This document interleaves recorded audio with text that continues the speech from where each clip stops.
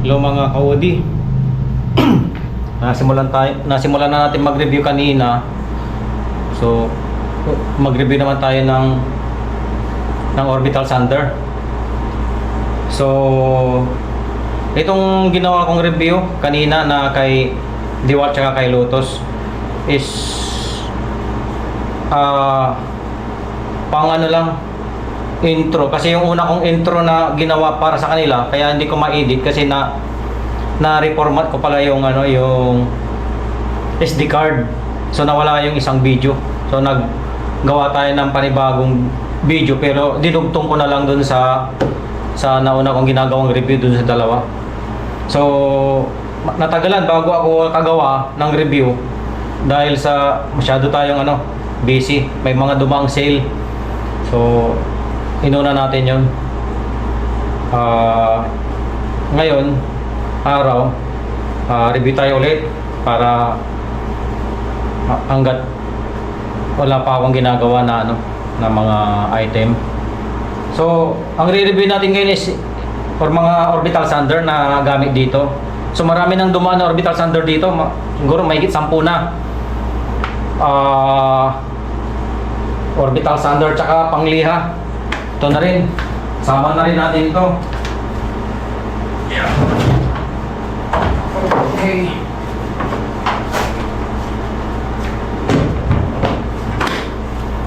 So after kong dumaan sa sa drum sander, ang drum sander natin is dual drum sander. Meron na siyang setup na 80 grit sa una, and then sa likuran niya sa isang drum is 100 grit. Balak natin gawin yun 100 grit and then 120 kasi para mabawasan natin yung oras. Dahil mayroon tayong parating na thickness planer malapad, di na natin kailangan yung 80 grit na setup. So dadaan siya naman siya sa planer. May mga item kasi ako na more than capacity ng thickness planer na 13. So may mga ginagawa dito na mas malalapad pa dun sa capacity ng aking thickness planer. So kaya mayroon tayong setup sa drum sander dahil yung drum sander natin malapad is 80 grit para mas aggressive siya. So ito pinakamatagal na trabaho dito is pagliliha, yung pag-finish, kasi nililiha natin ilang grit yan hanggang umabot ng 400 grit. So nagsisimula sa 80, 120, 150 hanggang sa 400 grit. Yung 400 grit natin, ano na lang yan, kamay na lang. Sa second floor na lang yun na kinakapa kung may mga makakapa ka pang pero sa 320 grit makinis na yan. So yung parang final touch na lang yun para sa kamay, yung 400 grit namin. Kaya pansin nyo yung aming board ay talagang napakakinis. So at magaganda yung review. So ito una nating i-review si Lotus. Mahilig ako kay Lotus kasi mura. Nung DIYer pa lang po ako, hobbies is Lotus ang mga binibili ko. So nakadalawa na akong Lotus. Pati table saw ko nung dati Lotus. Ang una kong table saw yung mga mumurahin, walang pangalan yun. And then nag-upgrade ako kay Lotus. And then nakadalawa akong Dewalt. So pag-usapan natin yan sa susunod. Nakadalawa din akong Dewalt na table saw, and then Laguna na. So nabanggit ko lang paborito ko rin yung mga hindi ako lagi sa mahal na equipment. Kung maganda naman yung quality niya, bakit hindi? Ba't bumili ka pa ng mahal kung pwede ka namang bumili ng mura na makukuha mo yung quality? So ito si Lotus. And then dahil naghahanap ako ng speed, mapabilis ko yung yung trabaho dahil mag-isa tayo dito sa shop. One man shop lang dito. Nagkaroon tayo ng kasama dati nung talagang marami tayong ginagawa, natambakan tayo. And then mga siguro total in 6 months siguro yung nakasama natin. And then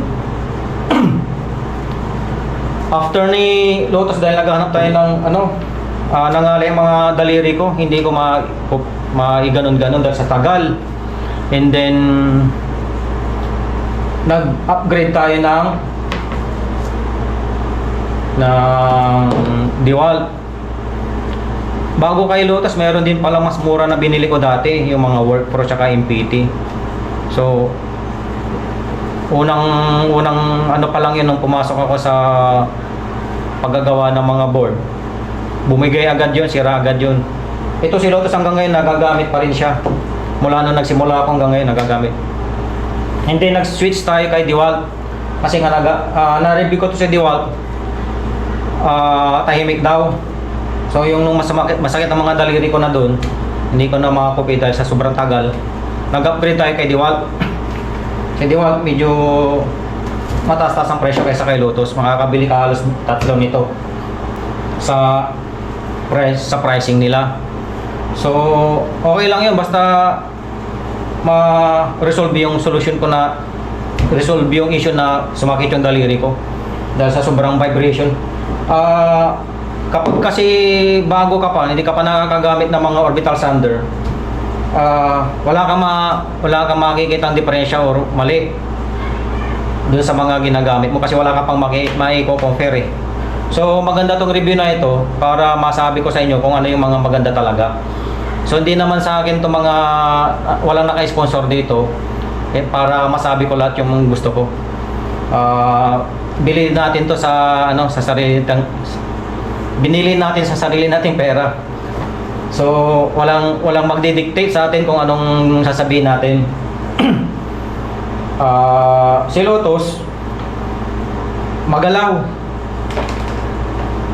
Pakiramdam ko yung di-balance yung yung ikot ng mga nitong backing pad niya.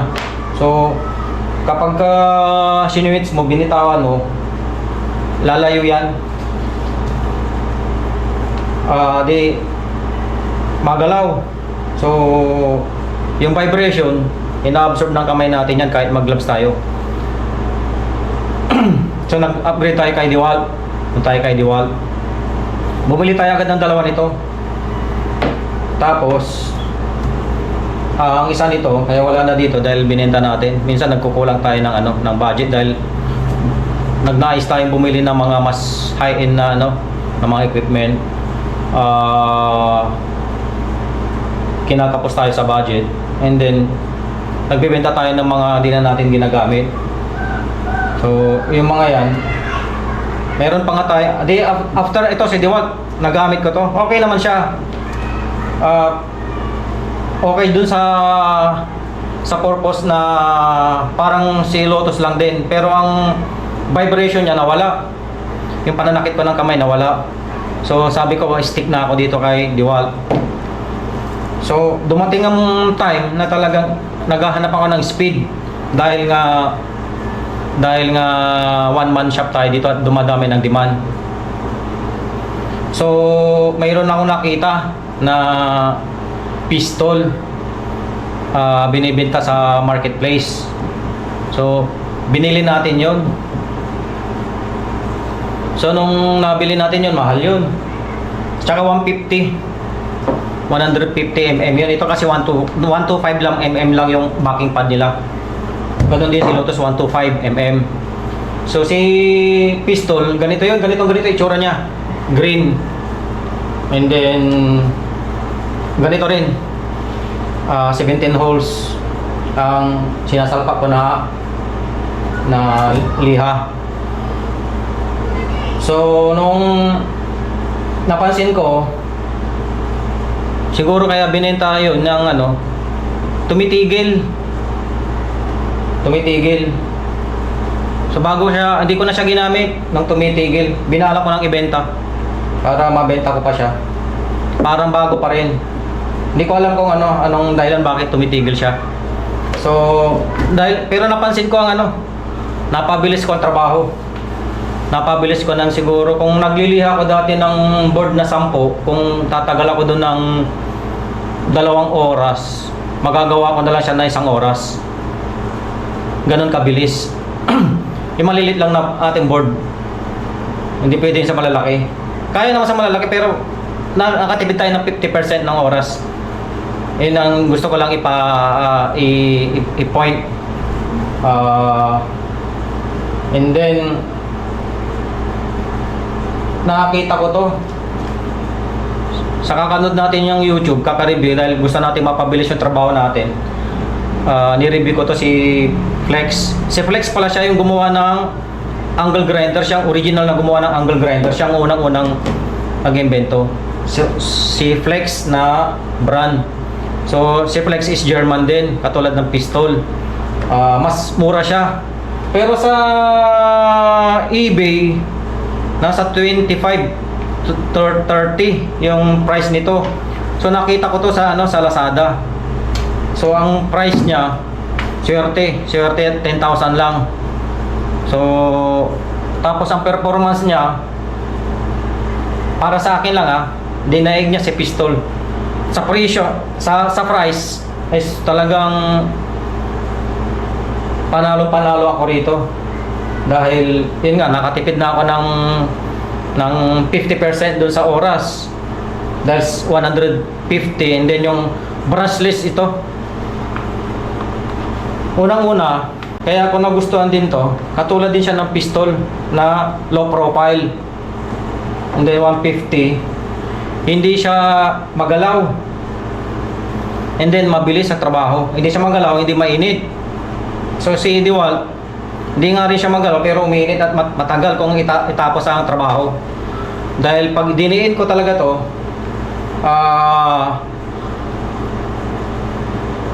parang hindi niya kinakaya ang diin ko minsan.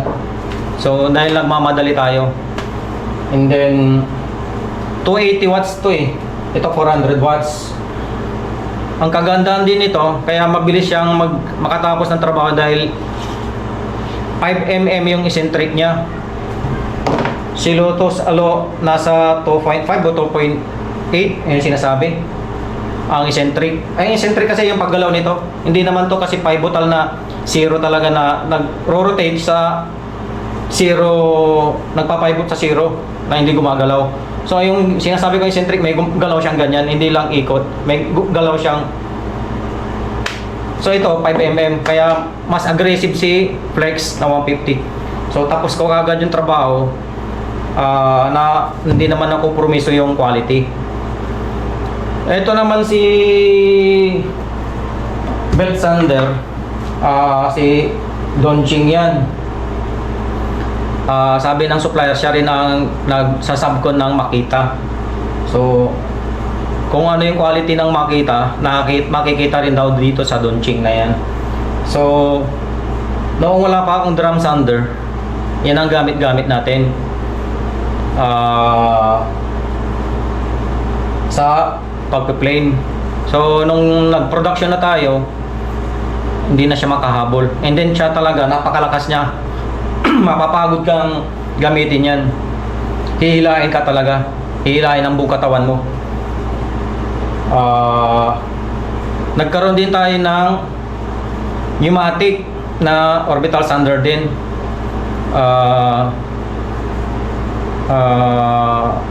3M, nabili rin natin yun sa marketplace. And then binenta ko rin, dahil ang una kong paniniwala, hindi ko na kailangan ng dust extraction, hindi ko na kailangan ng vacuum sa pneumatic, dahil yung akala ko yung hangin na lalabas is yung hangin din na lalabas papunta dun sa dust collector niya, na papunta sa dust bag lang. So parang si DeWalt na yung may pumapasok na hangin para umikot yung backing pad, is yung lalabas naman na hangin, itutulak niya na yung alikabok. Hindi naman pala ganun. So binenta natin yun dahil hindi nga nangyari yung gusto natin. So ito kung ano, hindi naman to sponsored. Napakaganda na nito Flex. Brushless 150 5mm eccentric, may 6 speed. Ganun din mga to, may variable speed din mga to. Pero ito talaga na ginagamit ko. So si DeWalt nasa second floor na lang yan. Sa mga mapapansin namin doon na hindi may nakaligtaan dito, siya nagtatrabaho. Si Lotus, backup na lang siya dyan. Kung mayroong trabaho sa labas, siya ang pinapadala ko. Kasi kung may mga kontrata sa labas na kailangan sa site, siya na ang pinapadala ko. May kinukuha kong tao, kakausapin ko, doon sa ano na yun, sa ano na yun, sa kontrata na yun. So, yun ang mga pinapadala ko. So, eto. Ang trabaho natin talaga is nagpapatagal yung pagliliha, kaya alam ko kung ano yung maganda na tools. Ang dami na natin pinagdaan ng tools din.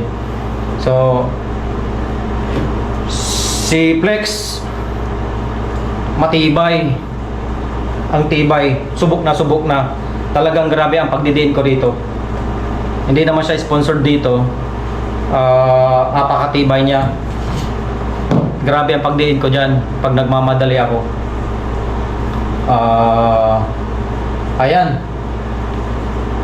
Nasabi ko na kung ano yung maganda. So si DeWalt, okay naman to. Wala namang problema ito. Yun lang talaga pag mamadalian na, mabilisan, hindi ako makakahabol. Ito. Sa bukas na lang ulit sa o sa ibang araw kung wala tayong gawa. So pagka wala namang gawa talaga, nag-i-stack lang tayo. Continuous ang trabaho dito dahil kapag dumating yung sale or order is nandyan na stocks. So sige ka mga ka-OD, sa susunod na ulit na review, kita tayo.